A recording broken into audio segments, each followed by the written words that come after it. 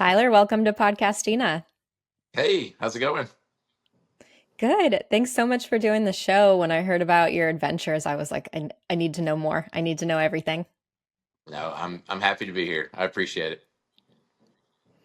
Of course. So I guess let's just start with where the idea was born. Tell me about meeting who you traveled with, and let's just jump right into it.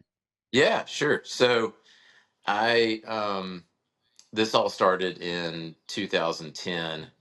I set out to do the Appalachian Trail, um, and I didn't really know what I was in for, and I got out there, and I met a lot of people on the way. Made a lot of friends, and those friends kind of we started doing other trips.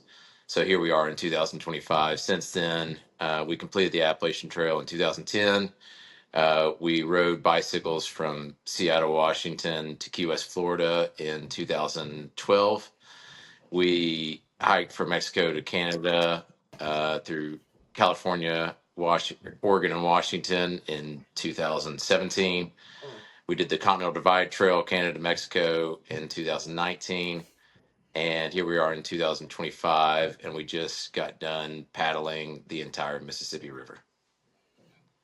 Did you know that that was even an option, or did you come up with that? Has anyone paddled the whole Yeah, Mississippi before? that is a good question. There are people who like kind of run in these circles that do these long, whatever you want to call them, adventures, journeys, trips.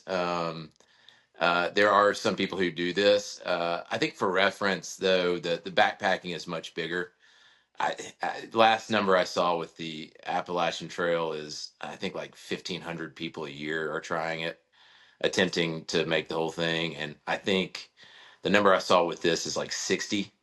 So like 60 people a year or so attempt to paddle the whole Mississippi River. So honestly, it was because we ran out of things to do. So we had already walked. That's the three main trails. So that was kind of like, all right, well, we've walked everywhere, so that's done. And then we did the bike, and that was a lot of fun, but we still wanted to do something different.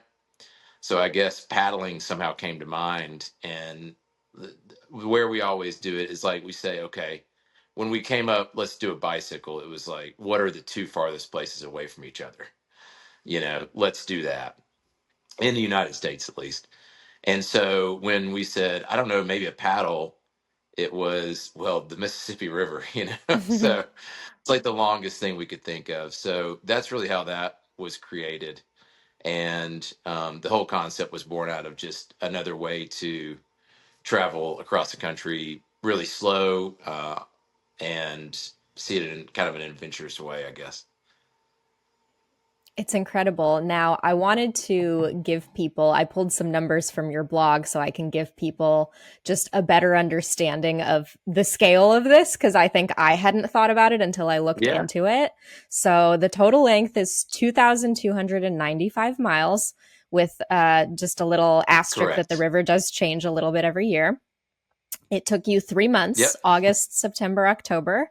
And the river covers Yep. 10 states total, which are Minnesota, Wisconsin, Iowa, Illinois, Kentucky, let's see, Tennessee, Arkansas, Mississippi, and Louisiana. I think that's all of them. I mean, that is just conceptually like hard to even fathom. Did you know it was going to take 3 months? Was that like an estimate going into it? Yeah. So, a lot of these trips, the internet has done like wonders for what we do since 2010. Like when I got out there in 2010 to walk across the country, I had far less information, and I felt like I was winging it to an extent. Now there's all sorts of information out there. So there are people who attempt this every year, and we had a general idea. But I will say, there's a lot of people who try to do these things. I don't know why fast, but we try to do them slow.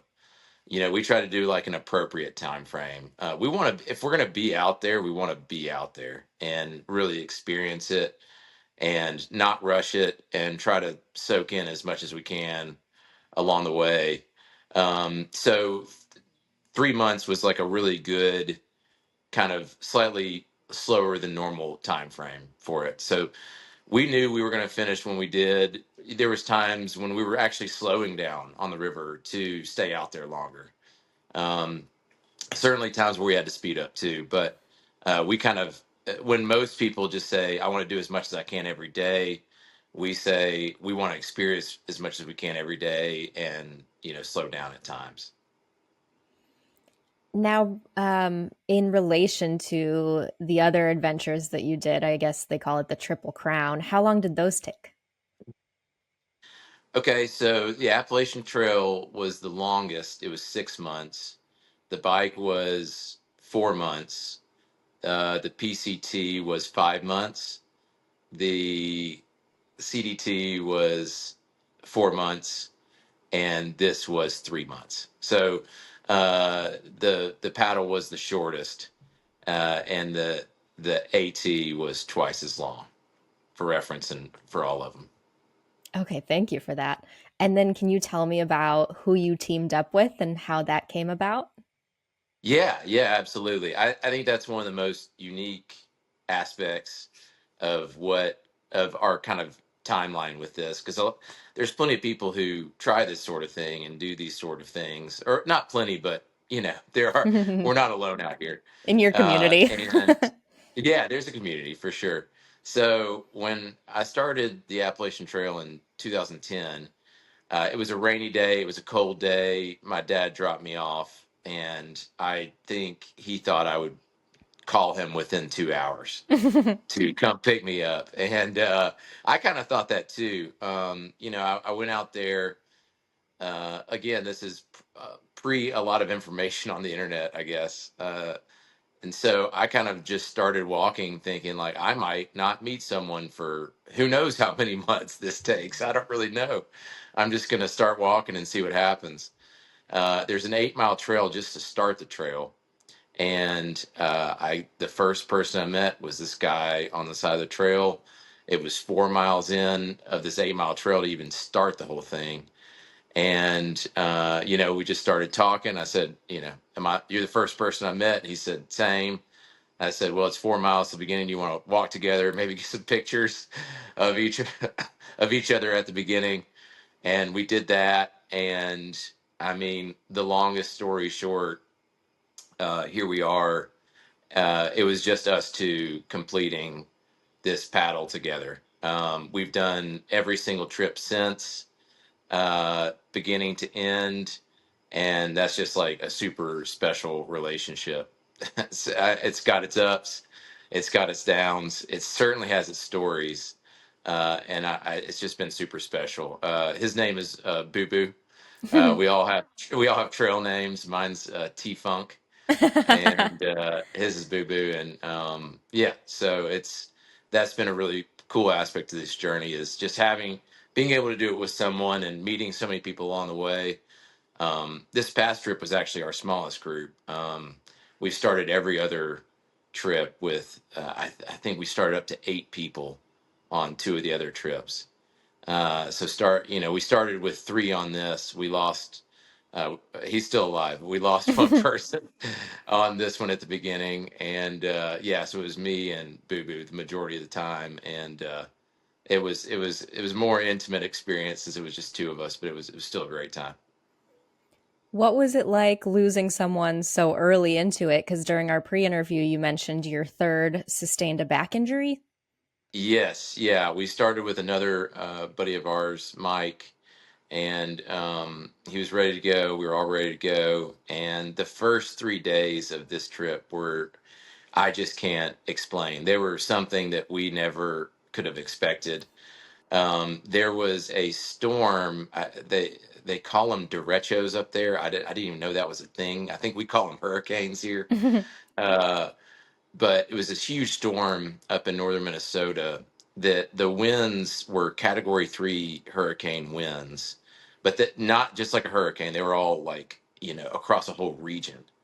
And the beginning section of the Mississippi lost around 9 million trees.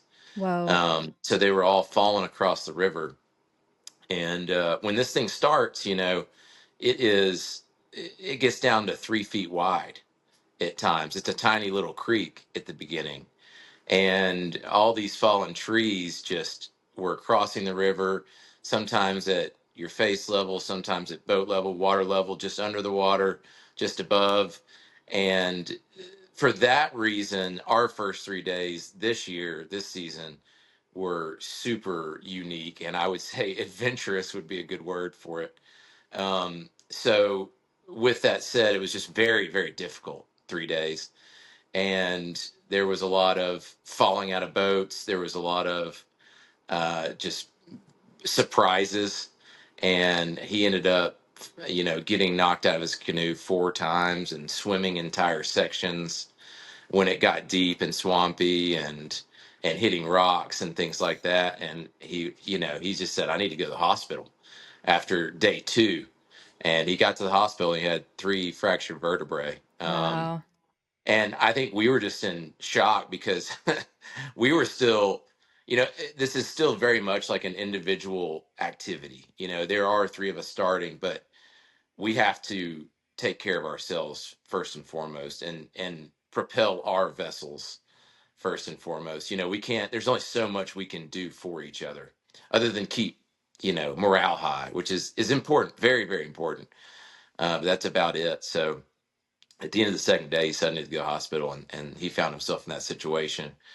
And we just kind of had to press on. And it was definitely sad, but it was also, I think we couldn't even mourn the situation because it was like, here's another fallen tree that we have to deal with. So yeah, that's kind of how all that went down. Oh my gosh. Well, I'd love to know, Tyler, what did you have on you during this journey? What did you bring? Gear wise, yeah. So I paddled a solo canoe, which is, it looks a little weird. It's still a canoe, looks like a canoe, but the seat's in the middle and there's only one seat. And then a little bit different too, I used a kayak paddle instead of a canoe paddle. So instead of having to switch sides all the time, it's just, normal, like paddling a kayak, 2 bladed. Past that, really, the main things you have on you is a backpack for camping. Uh, so it's what you would normally take camping. I've got a tent in there. I've got a sleeping bag, a sleeping mat, all my clothes, my food, and toiletries, and just odds and ends. And that's about it. I mean, past that, you've got a life jacket, you've got wheels to basically allow you to carry your vessel around dams when needed and whatnot, and a lot of water, and that's about all I can think of. So it's basically just backpacking uh, with a backpack and all your gear plus your boat. So, and then the only different thing with Boo Boo is he was on an inflatable paddleboard, which is always yeah, it always gets a reaction. So his the only difference in his system was it was an inflatable paddleboard where he had to strap everything down, and he kind of used it as a sit on top kayak. So he kind of sat in the middle of it and paddled that way. So I didn't prepare this question, but now that you mentioned that it's an inflatable paddleboard, did it ever pop during this? no, it blew me away. I think as we went into this, really having no clue what we were doing. I don't think I've ever like paddled to camp in my life. I used to do some whitewater kayaking, but that really has nothing to do with this. And he had basically done nothing, even close to this. So we were going in super blind, and I just remember thinking, and I think even all of our friends in town were like, "What are you thinking with this?" It ended up being pretty darn great. Like the first 3 days were definitely the most damage to the board. It was shallow. There were rocks, the fallen trees, dragging it through the woods around trees, ramming into the fallen trees and the rocks and the rapids. So if it was going to pop, it was going to be by day 3. Because past then, the river turns into more what you would think it would be. It's paddling down what you would think the Mississippi River is. It's kind of like a big creek, after the first 3 days, and then it turns into a massive, powerful river. So there's really nothing to hit or any way to pop it after that. But yeah, we got through those 3 days, and I just told him, I was like, I think it's going to make it the whole way, and we would even be rough on the vessels. Like after, like we would be tired and like have to go up these rock jumbles on the bank, and they would get scratched up and stuff. And we just got to the point where we didn't really care. But his never popped. I mean, both of our boats look awful on the bottom, but it survived. It survived the whole way. So pretty wild. I think the company that built it owes you and him both a sponsorship. Yeah, that's funny you say that. We did an interview for a newspaper in Vicksburg, Mississippi, and they said, what kind of paddleboard are you using? And he like quickly jumped to it. He was like, "Oh, I refuse to say," because he reached out for a sponsorship beforehand, and he just asked for like a cost on the paddleboard. I'll post about it. Like no one does this. I think I'm probably the only person to ever do this on an inflatable paddleboard, and they just didn't. They were like, "No, we're good." So yeah, we didn't have any sponsors. I don't like asking for anything, and that's the only thing he tried to get, and I was unsuccessful. So Well, yeah, their no one will loss. ever know what the brand was. I guess Yeah. I think he duct taped out the brand all the time. So. Good. We'll keep it a mystery until they decide that Yeah, they want to yeah. chip Maybe in. next time. Maybe if we have another adventure that's a paddle, maybe they'll hear this. Now, you alluded to doing camping and having all your camping gear with you. Was there any point in the 3 months where you went into town and took shelter somewhere else? Yeah. So we do this a little different than most people. I think most people that try these kind of things and do these kind of things, they're really focused on the outdoor adventure, like being outdoors aspect of this. And don't get me wrong, there's no way around that. You are certainly outdoors. You still have to paddle the entire river.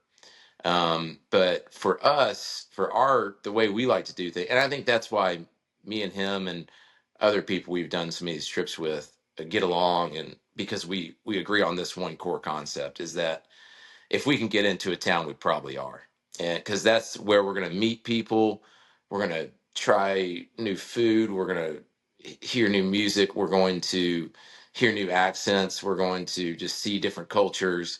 So we're trying to get in town as much as possible. That doesn't always mean we get a hotel. Every once in a blue moon, we were getting a hotel. And that's, if something didn't pan out in town, if we didn't meet people who put us up or have a good place to crash, or if we just really, really needed a night with like private space to get multiple showers and like, do extra laundry and just really chill out. So every once in a while we would do hotels, but especially the first half of the river, 9 out of 10. I think there was literally a stretch of 9 nights in a row where what we would do is we would go into these towns and usually just go straight to a local bar or something where where you're going to meet people like quickly that are interested in talking to people. So we would get in there, and usually one of the first questions we'd ask a bartender is, uh, you know, what time do you close, and can we sleep on your back patio? So we slept on a lot of back patios, and just or like back parking lots, or like in woods behind businesses, but behind restaurants and bars and whatnot. And that way we just had more time to interact with the people around there and find out more about the town and find out more about the people.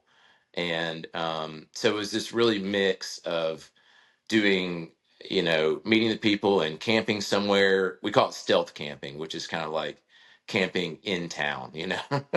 Maybe that's behind a dumpster, maybe that's out in the open. Like who knows, what that looks like. Um, and then the second half of the river was much more camping. There's fewer towns. The towns are farther off the river, and there was these huge sandbars. So during that section of the river, it was a lot of camping on these massive like sandy islands, which was also really cool. But even then, we would still get in town when we could and get that whole experience. Yeah, and is that how you would kind of re-up on your provisions, clean water, food, all of Yeah. that? Yeah. So we call that resupply. So when we would go into town, we would resupply as much as we could.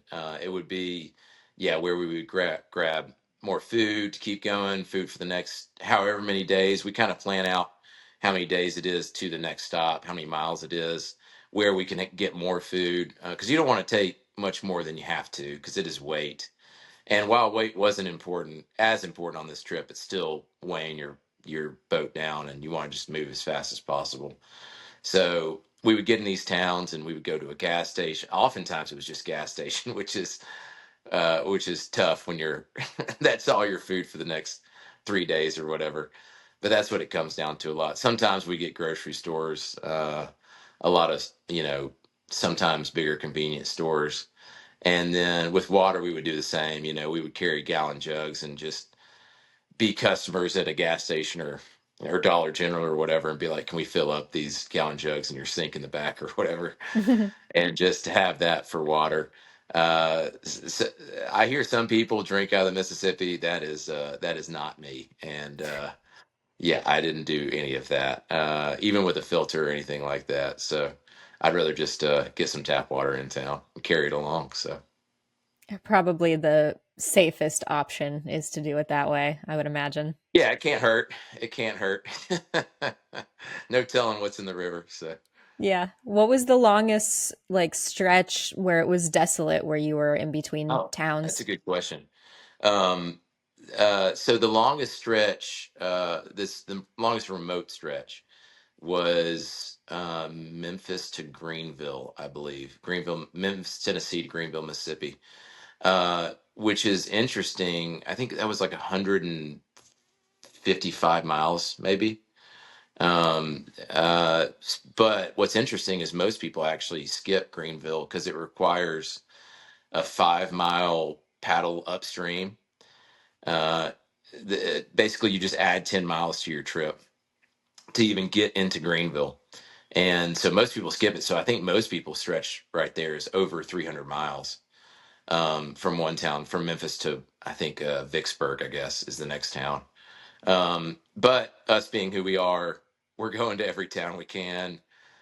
Greenville's a really unique town. It's the heart of the Mississippi Delta.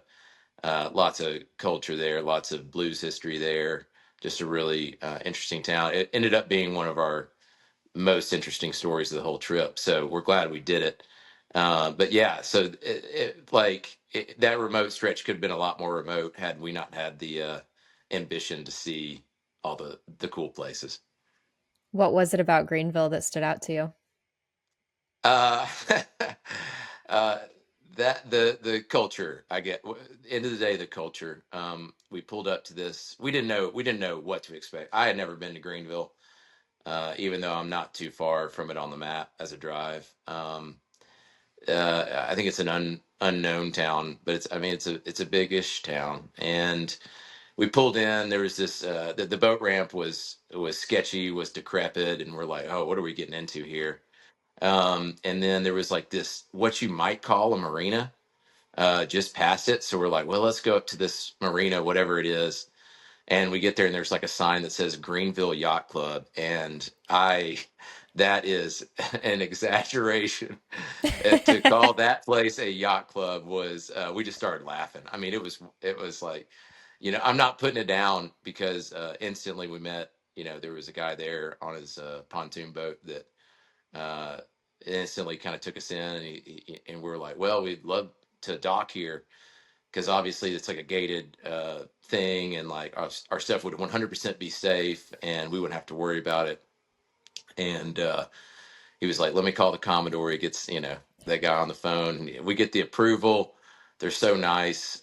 We go up to the clubhouse that had a bar, and we're hanging out, and I guess that's when it started to get strange because they were like, where are you staying? And we said, this hotel. It's just across the street. Found a cheap hotel. They're like, oh, yeah, it's a nice hotel. They were like, how are you getting there? And I was like, it's just across the street. And they were like, are you going to walk? And I was like, yeah, y'all just saw us walk up from the Mississippi River. What do you think we're going to do? And they were just like, oh, my goodness, do not walk over there. And we're just like, what? You know? And at first I just thought it was like general like racism because, you know, they were both white, and we get across, we just walk anyways. And like we get across the street, we're checking in. These the two ladies at the front desk were black, and they were like, you know, they were like, "What are you doing?" And they were so friendly. And then they were like, wait a minute, how did you get here?" And we're like, "We walked across the street from the river." And they were like, "Oh my gosh, do not." I was like, okay. So there, first of all, there was no racism. I was like, everyone is just legitimately very concerned for us. And I don't know, we lean into those situations. We thrive in that situation. Um, you know, we kept asking. We went, the looks at the corner store were just wild. The town is 82% black, and people just looking at us like, and with the beards, and then like in these like adventurous, I guess, clothes, looking tattered, like we just look ridiculous in Greeneville, Mississippi. And we asked a few people like, "Hey, is there a place to get a beer? You know, hang out, meet people." And they kept telling us this place. We go to that place later that night, right around sunset, and it was closed. And on a Friday night, I don't know why, but there was a place next door with like blacked out windows, and I was like, let's just go for it. And we go in this place, and me and Boo Boo, looking like we do, just walk into this all black dance nightclub, and the record just literally stopped. And you know, we just, again, we lean into it. Like I was like, I kind of said, I was like, let's get a drink so they think we're not cops or anything, you know? So we like get a drink, and they're instantly like, we do what we do. Everyone is so friendly. Everyone is so kind. We're having a great time. I fix a problem like with their audio system. And long story short, I end up like DJing all night with people like dancing on the dance floor with these crazy lights and stuff. And it was just like one of the most surreal times of the entire trip to be there in that culture, and really just like just have fun with you know, they were all scared of us most of the time we were there, but as soon as like we, you know, we started talking to people, we made some real friends there, and it was really special. And yeah, just very very unique. So That's so cool. I would love to know, like, what was the scariest part of the journey? the scariest, a lot of people always think it's like you know, I guess some people think it's like people sometimes, but really everyone's so nice. So the scariest for me was I mean, I think it was day 7 of the entire trip. And we crossed the Mississippi is really odd because it starts, Mark Twain said this in one of his books. He said, it's the weirdest river because it starts super, super narrow. And then it instantly becomes this like behemoth, crazy wide. And then as it gets to the Gulf past New Orleans, it becomes more and more narrow. So the narrowest part is day 1, and then the widest part is day 7 of the 95 days we did this. So on day 7 is a lake called Lake Winnebagosh, Lake Winnie, and it's 14 miles across. If you're in the middle, I don't think you can see any land like around you. You definitely can't see the other side from the beginning. And everyone says don't cross it on bad weather, and of course we cross it in bad weather. And we were learning our lesson quick. It was terrifying. The waves got up to, I don't want to exaggerate, like 6 foot, 5, 6 foot swells, I guess. And so it just felt like I was in the ocean, you know, with this little canoe. And the problem was the wind was pushing me to the middle, to where the waves were getting bigger and bigger. And I just remember like my arms were shaking, my legs were shaking. I couldn't reach down to like get a bite of food, or take a drink to like try to regulate my body, because it was just the conditions. I was just fighting to stay not flipped over for hours. And so that was the scariest. I was ready to call the Coast Guard if needed. I guess I was going to call 911 and get them to Hmm. call the Coast Guard. I didn't really know how to do that. But the problem with the canoe, one of the downsides of my vessel versus his, with his paddleboard, we quickly realized if he falls over, he just climbs back on. With the canoe, it kind of like fills up with water and there's no way back in. And I'm out in the middle of this lake. I can't save myself, and he can't even really save me. So, and I was being like blown away from him because the wind affects the canoe more. And so, yeah, I just remember thinking like, I'm going to keep my phone as close as possible. And if I go over, just immediately call 911. And because there's no other boats, because it was bad weather. And yeah, that was pretty darn scary. I think he would say more of it was scary. There's a lot of weird currents out there and whirlpools and things you just can't see underwater. And I think that affected him a lot more. And yeah, sometimes that river just puts you wherever it wants it, especially if wind is involved. And so I would say those two things are what we would agree on as the scariest parts. Damn, I'm just like thinking about how crazy that must have been and the mentality of just trying to get through that. I mean, that's terrifying. Yeah, that day was scary. And I remember, and I said it to him a lot. I said, it would be like a semi bad day, and we're always trying to find ways to keep morale high. And I would just like look out and be like, at least this is not Lake Winnebagosh. Like, I just remember how bad I felt there, and like, this is not that. So like, let's just keep trucking. So How much of the inspiration for this comes from Mark Twain? Was that a big part of it?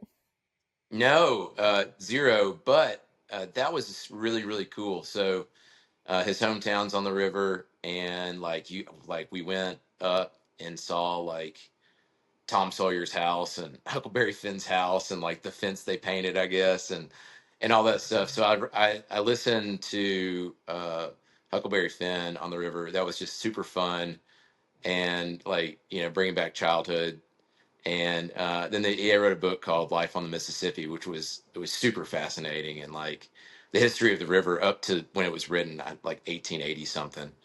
But it still held up. And like, because when you're out there in these like primitive vessels and you're just in the middle of this river, and on the days where there's not like a house or a barge or whatever in sight, which is more than you would think. So a lot of it did feel pretty, like it could be during any time frame. And so I would be listening to different parts of the river, and I would be like right there. He'd talk about this island. I'd be like, oh my gosh, that's that island. And like it looks the same. And I'm in all they're talking about is like being in canoes and stuff. And I'm like, I'm in a canoe. And like that aspect was really neat to kind of follow along with those books along the river. I love that you're just transported back in time. Yeah, yeah. How are the bugs? Only mosquitoes and sand fleas. So mosquitoes were worst in Minnesota. Minnesota was by far the worst. I mean, I just can't describe how bad they were at times in Minnesota. For some reason, they wouldn't get you while you were paddling, like while you were in the water. Um, but the second you try to get off of your boat and get on land and try to camp, I mean, there were days where the second I put my foot on land, it's like I would estimate there was 200 mosquitoes like on me, in that moment, you know, and 10,000 in the general vicinity, I guess. But yeah, just getting eaten alive.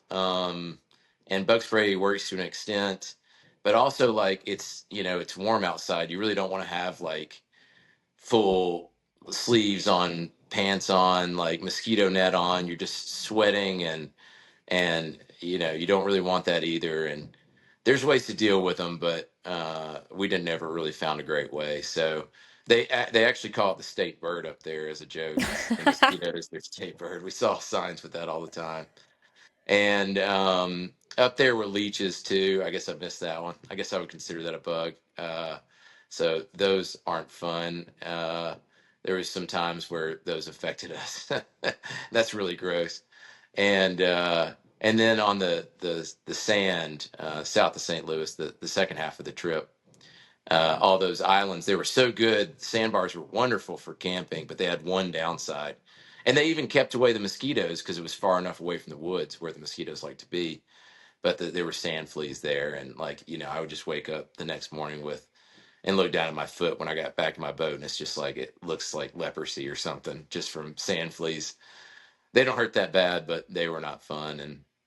And then the mosquitoes picked up again in Louisiana, and they're, going back to Mark Twain, he talks about them in his books. The mosquitoes in Louisiana, they were like, two can kill a dog, four can kill a man, like 10 can pick up a car, things like so. Yeah, they got pretty wild and aggressive down there again too. I'm not surprised at the Minnesota part of it. I grew up in Ohio, which isn't that far from there, and the Yeah. mosquitoes are brutal. Yes. Yeah. People, I think I say me as a Southerner just assumes that like these mosquitoes have to be the worst. And like the closer you get to the like swamp and water areas and stagnant water areas, we just think that like, oh yeah, these are the mosquitoes. And it didn't even come close. It's all about the Midwest, I think, with mosquitoes. Was Lake Winnie the most harrowing part physically, or was there any other part of it that was like really tough on your body? Uh, I'd say Winnie was the toughest day on the body.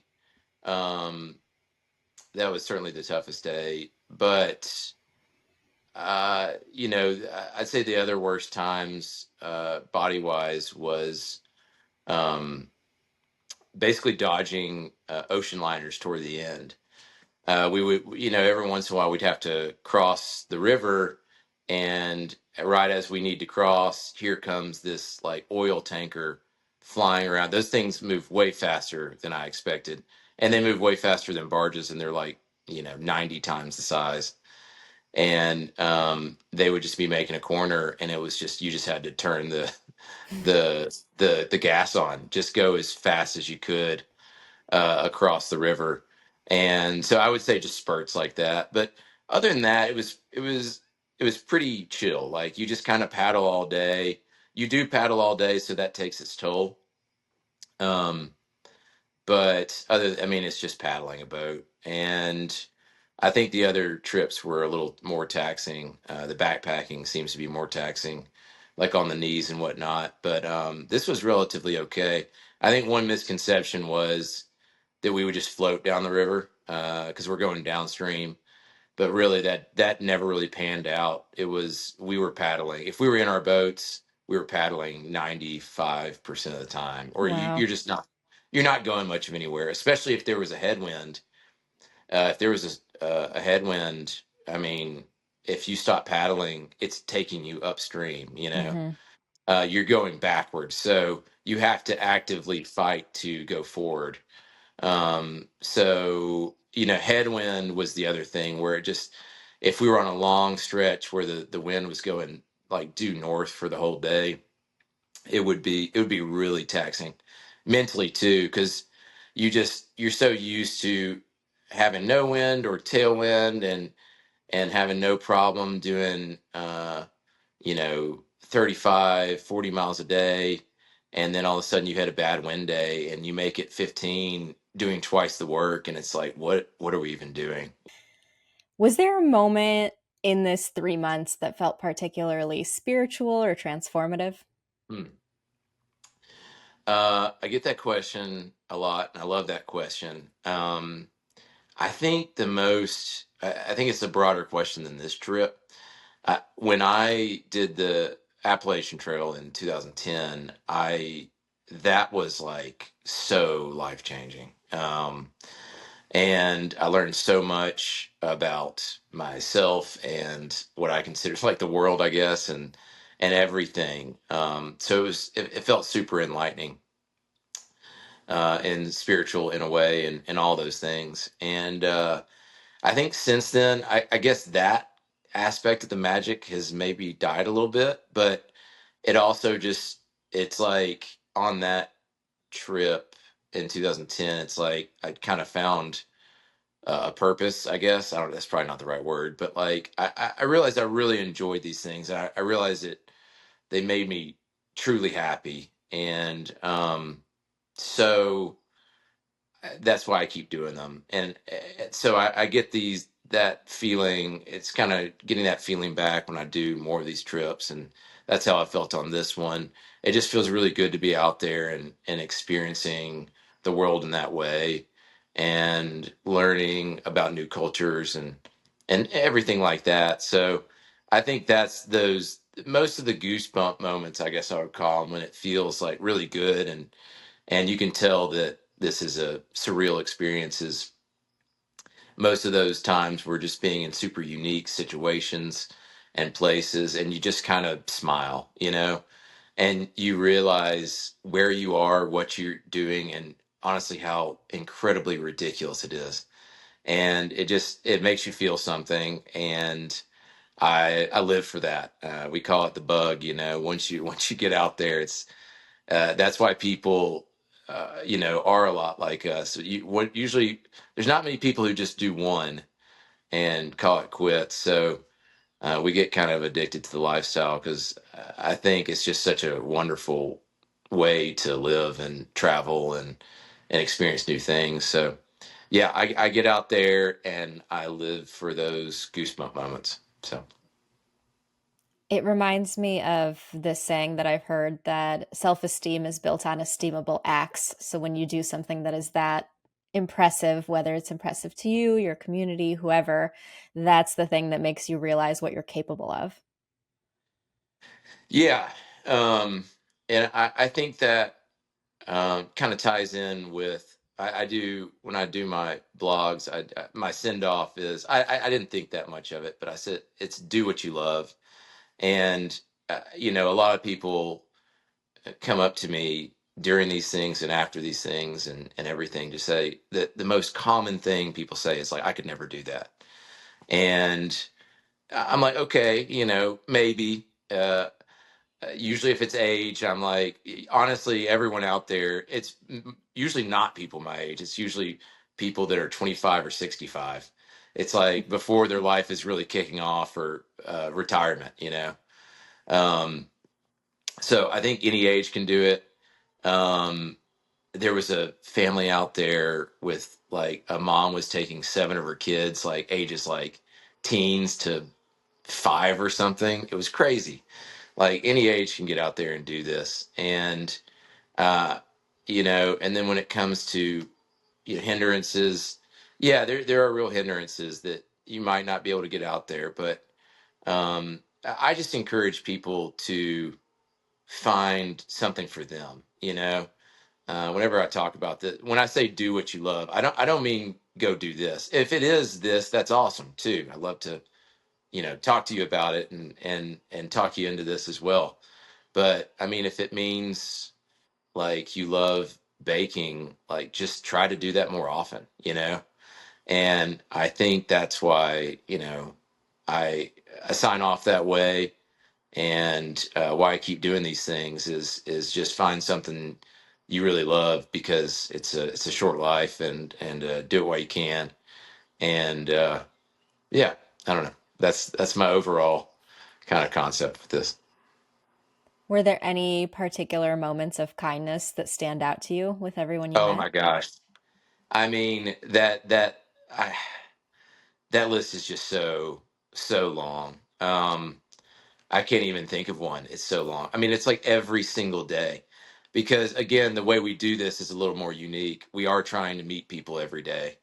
And when you do that, I mean, it was literally every single day for us. I think there was probably only, maybe 5 of the 95 days where we didn't interact with other people in some way. Probably less, probably like 3 days, honestly. Wow. And yeah, so it was every single day. I'd say I have 93 examples, of that on this trip and for all the other trips as well. It's just the kindness of strangers is one of them. It Another reason we go out and do these things is, if you want your faith in humanity restored, do one of these trips. it will blow you away. Yeah, it's always, people are so much nicer than I think people think. I think we live in a world where politics is really divided things. I think we can all agree on that. And we would be in those situations sometimes, and it's like, you know, uh, where are you paddling to? It's like the Gulf, and they're like, oh, Gulf of America. I'm like, you want to call it that? You go right ahead. Or or or people will be like, what you call it Gulf of, or Mexico? And I'm like, yeah, sure, like whatever. Like, we try to avoid those things and just focus on meeting people for who they are and what they are at their core. And when you do that, it's a beautiful thing. And we just met so many great people along the way over these 15 years of doing these. Beautifully put. What did you do for entertainment? You a little bit alluded to listening to some books, but I mean, all those days out there with nothing, what were you listening to? Yeah, my breakdown for this trip was probably 85% podcast. I only did those two books, and yeah, probably 15% music. So I love music. I'm a big music fan. I was a musician for a long time, but for this, it's just all podcast. So, and I just kind of like alternated like comedy and news and all sorts of stuff, world stuff and all that. So, but I always keep something in my ears. I am not one of those like, and when my phone would die or I ran out of whatever, those days were not fun. So, I, yeah, I rely heavily on the ear entertainment side of things. I'm the same way, so I totally understand that. Yeah. Where do you think you get your mental fortitude? Because it takes so much to be going on these adventures. Yeah, look, I don't lean too much into that. That's because usually I feel like that's like a way people kind of decide that they can't do something like this. It's like, oh, I don't have that kind of mentality, and I'm like, no, that's not. It doesn't take that much. Um, I think, I don't think I would. I don't think I could do this if I was solo. This trip or any of the others. So if I didn't have Boo Boo with me on this trip, I highly doubt I would have made it. I might have made it, but it would have just been so much less of an experience. And it's not the reason I go out there. I don't go out there to complete these trips. I go out there to experience from top to bottom, from beginning to end. That is important to me to finish the whole thing.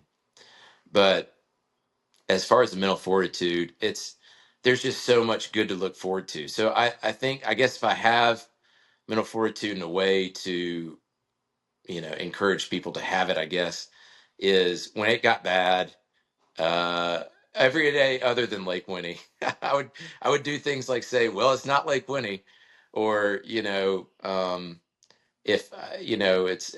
it's like, well, that town's coming up soon, we're gonna have so much fun. I just know it, because there wasn't a place where we didn't have something special happen. So it's like, just get through the day. Tomorrow's going to be a great day, and or realistically, the end of this day is going to be a great day, which was normally the case. Um, so I guess that's kind of the mindset I take to get through the tough times. Did you do any training in advance for this? Because it Absolutely, was. absolutely not. Uh, Absolutely not. Neither one of us. Uh, Boo Boo had never even been on a paddleboard. Um, I mean, physically, definitely not. If anything, we were like enjoying ourselves more before we started because we're about to go kind of like live in the woods and be exercising every day. I've taken that mindset for all five of these trips. I guess I trained a little bit for maybe the AT in 2010, the first one, because I just didn't know, because everyone assumes I would, right? And then you realize that like within 2 weeks of all of these, everyone's kind of on the same playing field. It's like you get in a good enough shape to do whatever you're doing. If you're going slow, whatever. Like none of these are a race. So I think really the only reasoning for training is if you're trying to break records, which people go out and do, and that's awesome. If that's how they like to do these things, that's not how I do them. But I think that's really the only reason to train. Because yeah, again, I think not training is kind of part of the adventure.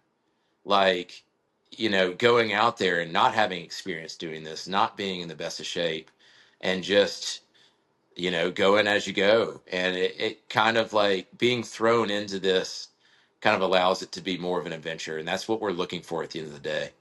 One of the best pieces of advice I ever got on any of these trips was on the AT. Fortunately, I learned it early. And it was a person who was on the trail, lived in off the trail. And she was like, if I have one piece of advice, it's that I've never met a single person who has completed this thing and said, I just wish I did it quicker. Wow. And ever since then, I've kept that in mind. Is like, yeah, I mean, you're out there. There is no reason to hustle. Try to soak up every moment you can to the fullest, outside of like getting done before winter. So it's very cold here right now, and we finished like a week ago. I would not want to be out there. Like we finished on the perfect day. So you got to keep that in mind. But other than that, just let it ride. Get out there, not prepared, and have fun with it. So Take me back to the feeling you felt on that last day. it's a good one. It's always a lot of fun. It's bittersweet. It's also just like a relief. It's a lot of weird feelings. It's definitely relief. It's like, okay, we actually did this. And then it's like, but tomorrow we don't do this anymore, which is super weird because we've been doing it every day for 12 hours a day for 3 months, to not do this tomorrow. And I doubt I'll even get in a canoe for 2 years probably now. So it's like that last day was like my last day, for a long while. So there's that feeling and but overall like excitement, this one was a little more special because it was the first like ending that was public. So we ended like at a marina down there, and we had like six friends come down from home and from New Orleans, and they were there like on the dock cheering us on and stuff.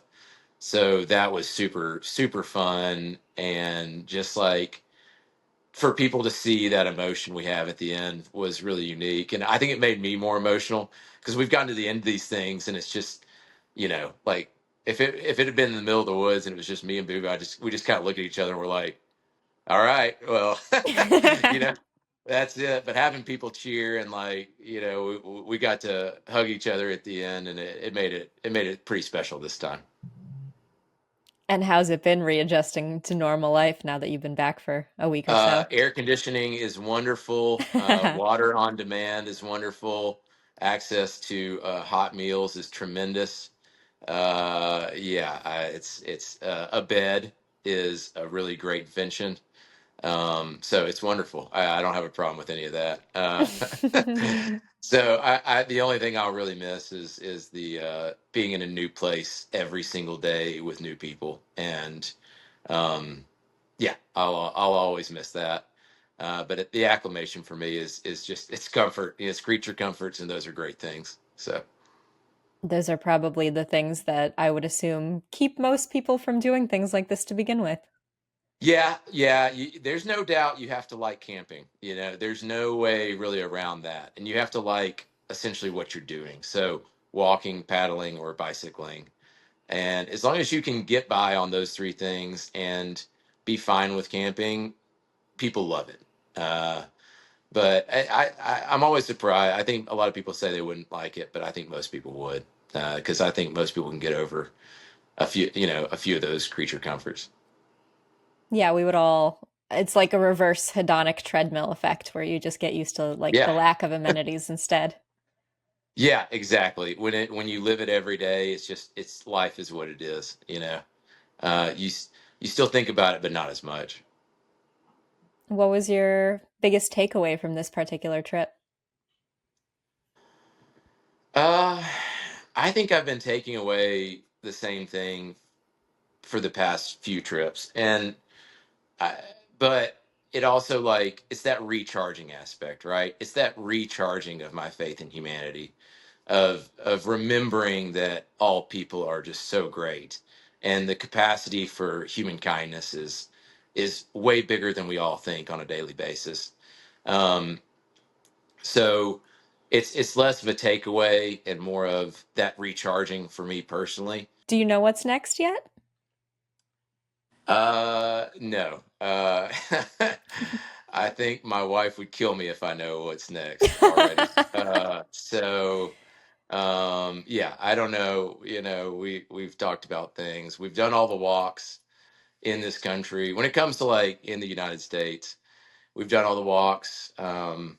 I just throwing it out there. I guess if the other paddle is the Missouri River, which is actually just as long as the Mississippi, which is western Montana to St. Louis. And I guess the only other thing is a bicycle to go in the other direction. So we went Seattle to Key West. The other one would be like San Diego to like northern Maine. Wow. That's the only two things in my head right now. We've always talked about doing a sailboat around the entire globe as a group, but that's such a pipe dream and far off if it would ever happen. So. Well, incredible. Tyler Ross, if people want to learn more and they want to find your blog, where should they go? Yeah, TylerRossAdventures.com. I've done writings on all these trips. I know blogs aren't the coolest thing anymore, but there is plenty of fun content. I don't make it technical. It's all just to make you laugh, make you smile. It's just all these kind of funny stories, like the Greeneville story I told, I guess. And I've got links to socials on there if you want to see the pictures. I do more of the picture stuff on the socials, but there's all the links on there. So that's the way to find me and catch up. Thank you so much for coming on and sharing this with me. I mean, it's Yeah, remarkable to hear you tell the tale. it's been an absolute pleasure. I appreciate it. Of course. Thank you so much for doing the show, and thank you everybody for listening. Bye.